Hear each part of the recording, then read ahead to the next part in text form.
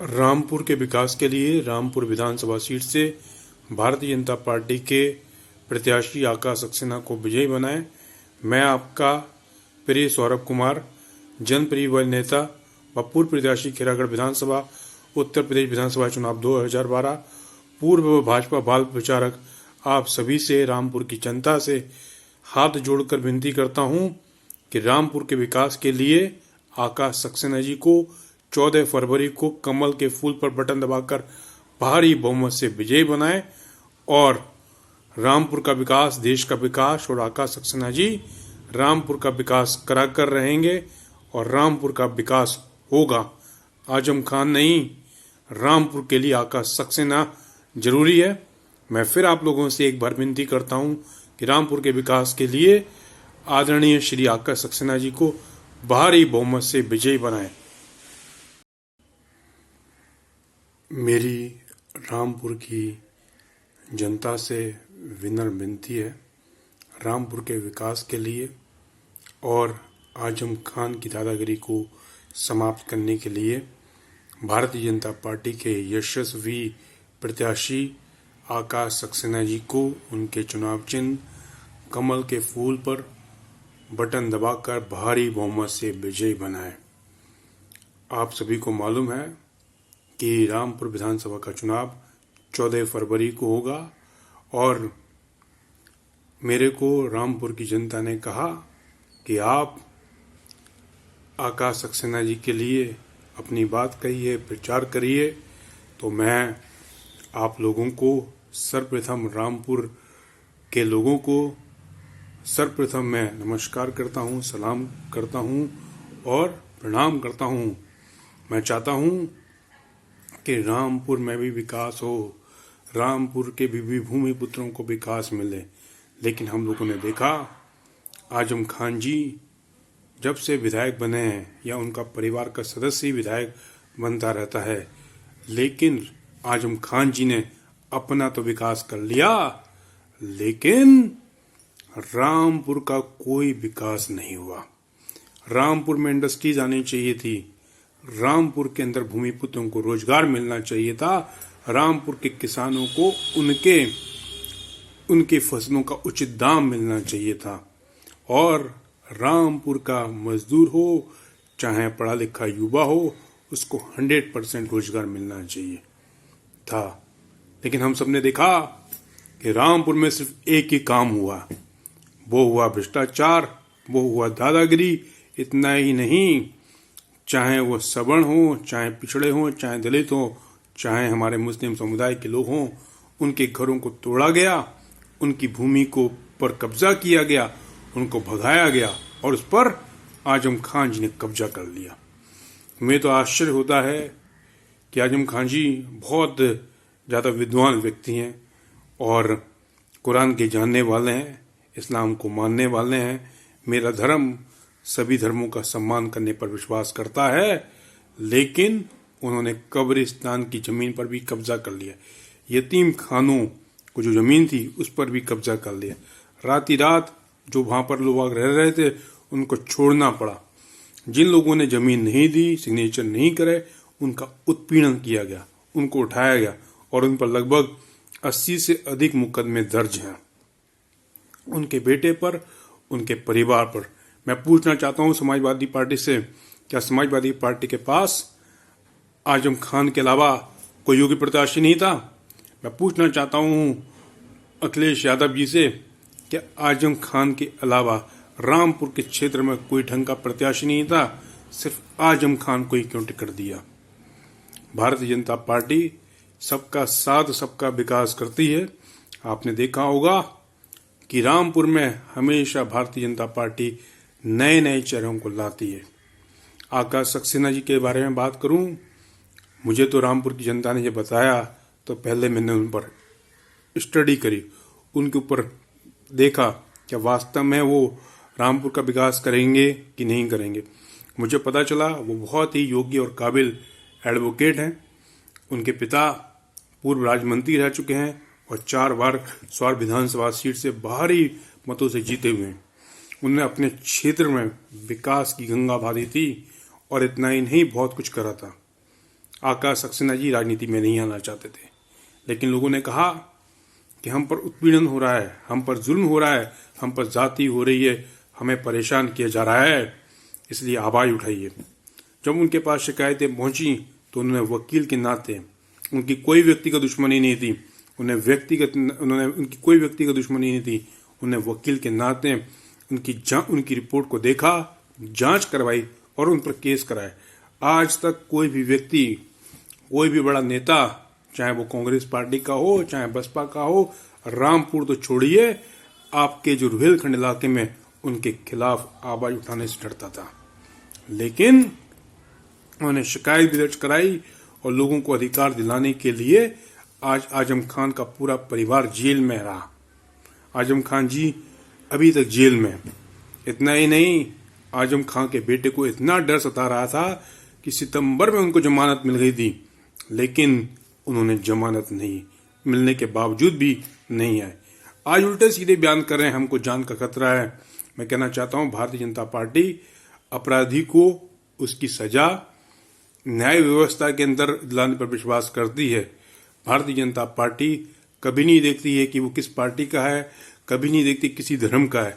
इसलिए भारतीय जनता पार्टी के शासनकाल में अपराधी या तो उत्तर प्रदेश के बाहर हो चुके हैं, जेल के अंदर हो चुके हैं। मुझे तो आश्चर्य होता है कि एक प्राइवेट इंस्टीट्यूट अगर खोलता है कोई व्यक्ति, फार्मेसी कॉलेज, इंजीनियरिंग कॉलेज, वो लाखों करोड़ों रुपए कमा लेता है। भले ही वहां से पढ़ने वाले छात्र को रोजगार मिले या ना मिले, भले ही वहां पर पढ़ने वाले छात्रों को बराबर शिक्षा का मापदंड मिले या नहीं मिले। इतना ही नहीं, आजम खान जी ने तो प्राइवेट यूनिवर्सिटी खोल दी।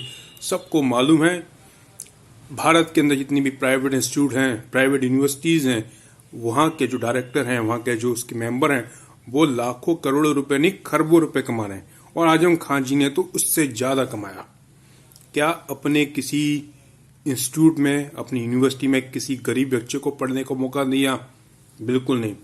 कुछ दिन पहले मुझे रामपुर का एक व्यक्ति मिला, उसने मेरे को बोला, मैं झूठ नहीं बोलूंगा, कोरोना काल में हमें बहुत दिक्कत थी और हमारे को उससे भी पहले दिक्कत थी जब हमारे पास फीस नहीं होती थी और तो हमारे यहाँ हमारे बच्चे का नाम काट दिया जाता था। उसके नाम पर लेट फीस ली जाती थी, उससे डबल पेनल्टी लगाई जाती थी। लेकिन भले ही वहाँ पर शिक्षक पढ़ाए या ना पढ़ाए, उसकी कोई गारंटी नहीं, वो भी आपके ही मुस्लिम समुदाय का था। और सिर्फ कांग्रेस पार्टी बार बार मुस्लिमों के विकास के लिए बात करती है, लेकिन मुस्लिमों के लिए कोई भी काम नहीं करता है। लेकिन भारतीय जनता पार्टी ने इस बार शासनकाल में मुस्लिमों का सम्मान भी करा, मुस्लिम समुदाय के युवाओं, युवतियों, नौजवानों, बुजुर्गों का भी सम्मान करा। सबको मालूम है प्रधानमंत्री जी मोदी जी कई अच्छी योजनाएं चला रहे हैं, जैसे प्रधानमंत्री आवास योजना। वो चाहे किसी धर्म का हो, किसी जाति का हो, अगर वो उस क्राइटेरिया में है, गरीबी रेखा के नीचे या उस क्राइटेरिया में है, उस पर डॉक्यूमेंट है या नहीं है, तभी भी उसको उस योजना का लाभ मिल रहा है। प्रधानमंत्री आयुष्मान योजना, हम देखते थे कि बड़ी संख्या में लोग पैसे के अभाव में इलाज नहीं करा पाते थे। सरकारी अस्पतालों की हालत खराब थी, प्राइवेट अस्पतालों में तो लूट लिया जाता था, पूरा का पूरा उसकी पूंजी को लूट लिया जाता था। लेकिन मोदी जी ने आयुष्मान योजना का आरंभ किया, जन औषधि केंद्र की शुरुआत करी। आज जो दवाइयां पहले कभी 100 रुपए की हुआ करती थी, जन औषधि केंद्र में वो 1 रुपए से लेकर 10 रुपए तक हुआ करती हैं। इतना ही नहीं, सरकारी अस्पतालों में गरीबों के लिए मुफ्त इलाज की व्यवस्था योगी सरकार ने की गई। इसलिए भारतीय जनता पार्टी ने, चाहे वो मुस्लिम समुदाय हो, उन्होंने भी बड़ी संख्या में आयुष्मान योजना का लाभ लिया। कोरोना काल जब हुआ तो बड़ा हमको भी, आपको भी लगा कि कैसे रोजी रोटी चलेगी, कैसे होगा। और सबसे ज़्यादा तो मुझे चिंता उन लोगों की थी जो बेचारे मजदूरी करते थे, जो बेचारों की आमदनी कम थी, जो बेचारे सेल्समैन पर्सन थे, इनकी आमदनी कम थी। मोदी जी ने, योगी जी ने अनाज बांटा, कम से कम कोई भूखा नहीं रहे। और उसके एक दिन बाद आदरणीय जेपी नड्डा साहब ने बोला, जेपी नड्डा साहब ने कहा कि भाजपा के कार्यकर्ता हों, भाजपा के मतदाता हों या भाजपा को पसंद करने वाले लोग हों, अपने आसपास देखें कोई भूखा नहीं रहे। जो आप खाना खाते हैं, जिस स्टैंडर्ड का खाते हैं, उसमें से 2 रोटी या कम से कम एक व्यक्ति के भोजन लायक उस परिवार को भोजन पहुंचाएं। और ये काम भारतीय जनता पार्टी के कार्यकर्ताओं ने करा, मतदाताओं ने करा। इतना ही नहीं, आकाश सक्सेना जी ने भी कोरोना काल में लोगों की मदद करी। जहां लोग नेता लोग डर के बाहर नहीं निकलते थे, आकाश सक्सेना जी रामपुर की गली में जाकर पूछते थे, रामपुर के आसपास की विधानसभा में जाकर पूछते थे, कोई दिक्कत तो नहीं है, कोई परेशानी तो नहीं है, कोई बीमार हुआ है तो उसको अस्पताल में इलाज भी करवाते थे। जिस पर पैसे नहीं होते थे तो वो अपने स्तर से जो भी प्रयास हो सकते थे वो करते थे। मैं कहना चाहता हूं कि रामपुर की जनता विकास चाहती है, रामपुर की जनता परिवारवाद नहीं चाहती है, रामपुर की जनता त्रस्त है। मुझे कुछ दिन पहले पता चला, एक बूढ़ी बाई, उसने बोला कि अब पर इतने अत्याचार हुए, हमारे बेटे को मारा गया, पीटा गया, उसको घर बार छोड़ना पड़ा, बीमार रही, बड़ी हमारी संपत्ति को लूट लिया गया रामपुर में। मुझे बड़ा दुख हुआ, मुझे बहुत दुख हुआ कि ऐसा क्यों हो गया। ये तो मुस्लिम समुदाय के थे, इंसानियत के नाते मेरा दिल भी रुआ। मुझे तो बहुत दुख हुआ। मैंने पूछा, माता ये गलत है कि सही है? उन्होंने कहा सही है, हमारी जमीन पर कब्जा करा गया, हमें उत्पीड़न किया गया। अगर रामपुर में आजम खान जी विकास करते, उद्योग धंधे लाते तो बहुत बढ़िया था। रामपुर उत्तर प्रदेश, पश्चिमी उत्तर प्रदेश का एक बेस्ट इलाका है, बढ़िया इलाका है, जहां विकास की संभावना 100% है। बरेली मुरादाबाद के बीच ये इलाका है जहां पर इंडस्ट्रियल डेवलपमेंट हो सकता है, फार्मास्यूटिकल सेक्टर आ सकता है, आयुर्वेदा, होम्योपैथिक और यूनानी मेडिसिन भी आ सकती हैं। इतना ही नहीं, स्टील प्लांट लग सकते हैं।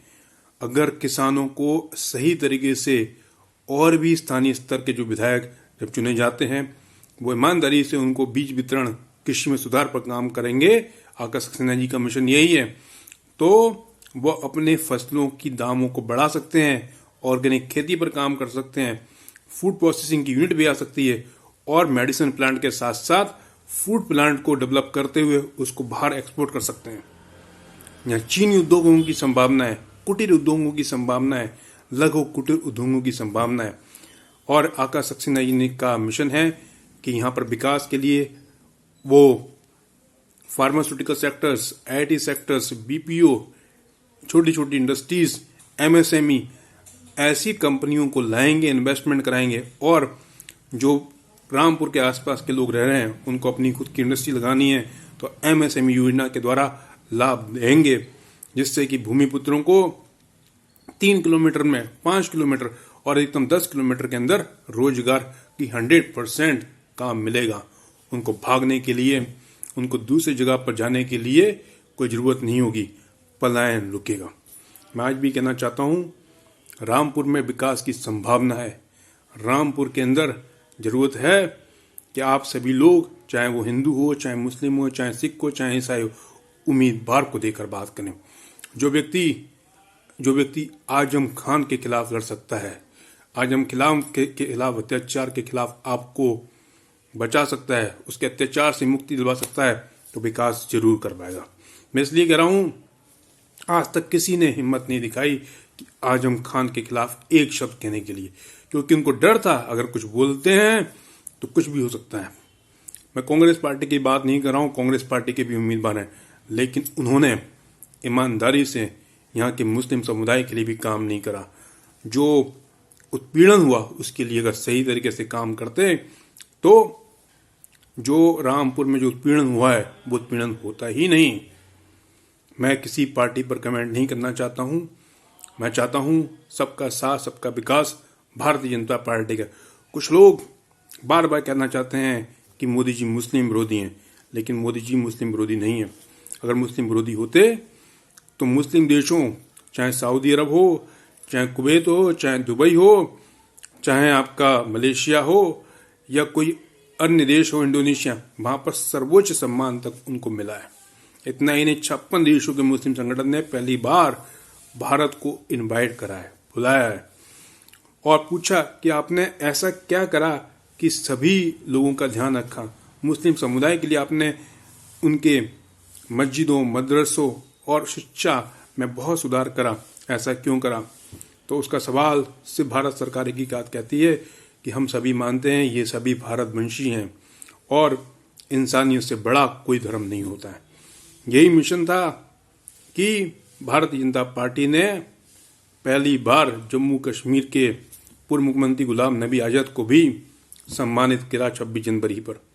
भारतीय जनता पार्टी धर्म की राजनीति नहीं करती है, भारतीय जनता पार्टी विकास की राजनीति करती है। मैं कहना चाहता हूं भारतीय जनता पार्टी के बूथ कार्यकर्ताओं से, मतदाताओं से और सभी लोगों से विनम्र विनती करना चाहता हूं, लग जाइए, जुट जाइए, 3 घंटे भले ही कम सोइए, लेकिन आकाश सक्सेना जी तो एक काम कर रहे हैं, लेकिन आकाश सक्सेना जी के रूप में आप सभी लोग हैं। भले ही वो विधायक होंगे, लेकिन विधायक तो आप ही हैं, आप ही लोग हैं। इसलिए आसपास के जो विधानसभा के आपके मतदाता हैं, वहां पर जाइए, 10 घर, 20 घर, 50 घर, 100 घर, और उनसे कहिएगा कि 14 फरवरी को कमल के फूल पर बटन दबाना है और रामपुर के विकास के लिए, नए आकाश के लिए आकाश सक्सेना जी को वोट देना है। आज बहुत बड़ी बड़ी बातें होती हैं, बड़ी बड़ी बातें करती हैं, बेटी बचाओ, लेकिन प्रियंका गांधी ने क्या करा? उनकी सरकार में बेटी तो सुरक्षित थी नहीं, हम सब ने देखा। इतना ही नहीं, मुस्लिमों की राजनीति की बड़ी बड़ी बातें करती हैं, मुस्लिमों के उत्थान की बात करती हैं प्रियंका गांधी जी, लेकिन उनके राज्यों में सबसे ज्यादा मुस्लिमों की दशा खराब है। समाजवादी पार्टी अपने आप को मुस्लिमों की बहुत बड़ी शुभचिंतक समझती है। मुझे एक बात बताइए, जो पूर्व IPS अधिकारी थे, पुलिस अधिकारी थे, वो भी मुस्लिम समुदाय के थे, उनका कत्ल, उनको बरहमी सत्ता किसने करी? समाजवादी पार्टी ने। समाजवादी पार्टी के कार्यकर्ताओं का पर उन पर नाम था, तो वे कहाँ गया? समाजवादी पार्टी सिर्फ अपने परिवार का विकास के अलावा कुछ नहीं करती है। उनका विकास कहाँ रहता है? उनका विकास मैनपुरी में रहता है। उनका विकास क्या रहता है? जसवंत नगर में रहता है। क्या बाकी प्रदेशों में विकास क्यों नहीं दिखता है? आदरणीय योगीनाथ जी ने, भाजपा सरकार ने, जहाँ पहले बिजली नहीं आती थी 24-24 घंटे, आज 24 घंटे बिजली आती है, और अगर कहीं लाइट कटौती की भी आवश्यकता है तो उसके लिए भी इन्फॉर्म कर दिया जाता है, सूचित किया जाता है। आकाश सक्सेना जी चुनाव जीतने के बाद में रामपुर की सड़क से लेकर वहाँ की जो समस्याएं हैं, सड़क है, सफाई है, इसके अलावा जो पानी की समस्या है, जो बेरोजगारी की समस्या है, उस पर काम करेंगे। पर्यावरण की जो समस्या है, जो पर्यावरण की समस्या, साफ सफाई, उस पर भी काम करेंगे। वाटर हार्वेस्टिंग पर काम करेंगे, सोलर बिजली पर भी काम करेंगे और भूमिपुत्रों को 100% रोजगार देंगे। उनका एक प्रोजेक्ट बना हुआ है। मुझे याद है, हम भी बाहर रहते हैं मुंबई में, और इसके अलावा कई जगह हम लोगों को जाना पड़ता है। पहले लोग कहते थे उत्तर प्रदेश में जैसे ही एंट्री करो तो वहाँ तो उत्तर प्रदेश में अगर एंट्री करते हैं तो पता चल जाता है उत्तर प्रदेश आ रहा है। हम पूछते थे क्यों? वो ही कहते थे कि टूटी सड़कें, लाइट खत्म, और रात में 7 बजे के बाद में आप घर से एंट्री नहीं कर सकते हैं। लेकिन आज वही कहते हैं कि आपकी योगी सरकार ने बहुत काम करा है। कई मुस्लिम समुदाय के लोग भी हमको कहते हैं कि वास्तव में काम करा है। भारतीय जनता पार्टी मुस्लिमों का बहुत समर्थन करती है, सम्मान करती है, क्योंकि भारतीय जनता पार्टी अगड़े पिछड़े दलित सबको लेकर काम करती है। जो हमारे पिछड़े समुदाय के लोग हैं, दलित समुदाय के लोग हैं, उनके विकास के लिए बहुत काम किया गया। छात्रवृत्ति बढ़ी, उनके लिए प्लेसमेंट का काम हुआ, फ्री कोचिंग का काम हुआ, और जो उनको सुविधाएं मिलनी चाहिए थी वो मिली। आज के चुनाव में ना तो मायावती जी हैं, ना ही अखिलेश यादव जी हैं, ना ही कांग्रेस पार्टी है। सिर्फ एक ही इस समय काम कोई कर रहा है, योगी जी। लोग बाग इस बार वोट विकास के नाम पर देने। सबने सोच लिया है कि हमको उत्तर प्रदेश में बदलाव नहीं चाहिए, हमको उत्तर प्रदेश में और विकास चाहिए। कोरोना काल की मैं बात कर रहा हूँ, बड़ी बात नहीं कहूँगा। जब कोरोना काल में वैक्सीनेशन की बात आई तो रामपुर में भी भारतीय जनता पार्टी ने कई जगह कैंप लगाए, लोगों के वैक्सीनेशन लगाए। जिन पर कुछ डॉक्यूमेंट नहीं है तभी भी उनको डबल डबल डोज लगी। और अभी जो बूस्टर डोज की बात हुई तो रामपुर के कार्यालय भारतीय जनता पार्टी और भी काम करेगी, लोगों की स्वास्थ्य सुविधाओं पर और भी काम करेगी। और कोरोना हो या कोई भी अन्य बीमारी भविष्य में आए, भारतीय जनता पार्टी का संकल्प है कि आम लोगों को ज़रूरत से ज़्यादा मेडिकल सुविधाओं में विकास करके उनका लाभ देने के लिए, जहां हम मानते हैं कोरोना काल में कुछ ऑक्सीजन की दिक्कत आई, लेकिन भारतीय जनता पार्टी ने अब हर एक जगह, हर एक जिले के अंदर ऑक्सीजन प्लांट की शुरुआत करी हुई है। मैं इतना ही आप लोगों से कहना चाहता हूं कि आप लोग 14 फरवरी को रामपुर के विकास के लिए, रामपुर के आम लोगों के लिए और भूमिपुत्रों के रोजगार के लिए, रामपुर में नए उद्योग हैं उसके लिए आप लोग रामपुर के भारतीय जनता पार्टी के प्रत्याशी आकाश सक्सेना जी को भारी मतों से विजयी बनाएं, जिससे कि वो रामपुर के आकाश में विकास लाएं, विकास करें और रामपुर के हर एक घर में खुशियां आएं। परिवारवाद से ऊपर उठकर, जातिवाद से ऊपर उठकर, धर्म से ऊपर उठकर और रामपुर के विकास के लिए आप सभी लोग आकाश सक्सेना जी को मत दें। मैं आप लोगों से यही विनम्र विनती करता हूं और मुझे पूर्ण विश्वास है कि आप लोग मेरे अनुरोध को जरूर स्वीकार करेंगे। जब भी मैंने किसी पार्टी, किसी व्यक्ति के लिए अनुरोध करा है, वो प्रत्याशी 100% विजयी हुआ है, क्योंकि हम लोग किसी भी प्रत्याशी का समर्थन करने से पहले उसकी ग्राउंड स्टडी को देखते हैं कि वास्तव में वो सही उम्मीदवार है कि नहीं, क्या उसके पास विकास का एजेंडा है कि नहीं, क्या वो काम कर पाएगा कि नहीं। लेकिन मैंने देखा आकाश सक्सेना जी जब आजम खां के अत्याचारों के खिलाफ आप लोगों को बचा सकते हैं, उनको जेल पहुंचा सकते हैं, तो वो विकास की गंगा भी लाएंगे और रामपुर में विकास होगा। इतना ही नहीं, मैं दावे के साथ कह सकता हूं, जब वो विधायक बनेंगे तो 5 साल बाद उनकी विधानसभा उत्तर प्रदेश की नहीं, देश की नहीं, विश्व की नंबर 1 विधानसभा होगी और हर तरफ विकास दिखेगा। मैं इन्हीं शब्दों के साथ अपनी वाणी को पूर्ण प्रणाम करता हूं। मैं उम्मीद करता हूं कि आप लोग ध्यान से जलपान बाद में, नाश्ता बाद में 14 फरवरी को जितनी जल्दी हो सके अपने मतदान केंद्र में जाइए। कोरोना गाइडलाइंस के नियमों का पालन करते हुए, मास्क पहनते हुए और कमल के बटन पर बटन दबाइए और भारी बहुमत से विजय बनाए, क्योंकि हम सबका एक ही संकल्प है, विकास मिले, परिवारवाद नहीं हो, हर व्यक्ति को उसका अधिकार मिले और यही संकल्प भारतीय जनता पार्टी की संस्कृति में है। मैं इन्हीं शब्दों के साथ अपनी वाणी को पूर्ण प्रणाम करता हूं और आप सभी को मेरा नमस्कार, हमारे मुस्लिम भाइयों को प्यार भरा सलाम और इसके अलावा बाकी जनता को मेरा नमस्कार और दिल से प्रणाम। मुझे पूर्ण विश्वास है कि रामपुर में इस बार पहली बार कमल खिलेगा, क्योंकि लोगों ने सोच लिया है हम लोगों को रामपुर के आकाश में विकास देखना है, हमको रामपुर की जमीन में विकास देखना है, हमें रामपुर के अंदर भूमिपुत्रों को रोजगार देखना है, हमें रामपुर के अंदर जो हम पर अत्याचार हुआ है उसको समाप्त करके हमारी जो जमीन है वो वापस मिलेगी। इसी दृढ़ संकल्प के साथ आप लोग वोट दीजिए, विकास के लिए वोट दीजिए। एक आकाश के अंदर, एक आकाश में स्वच्छ हवा में सांस लेते हुए रामपुर के लिए वोट दीजिए।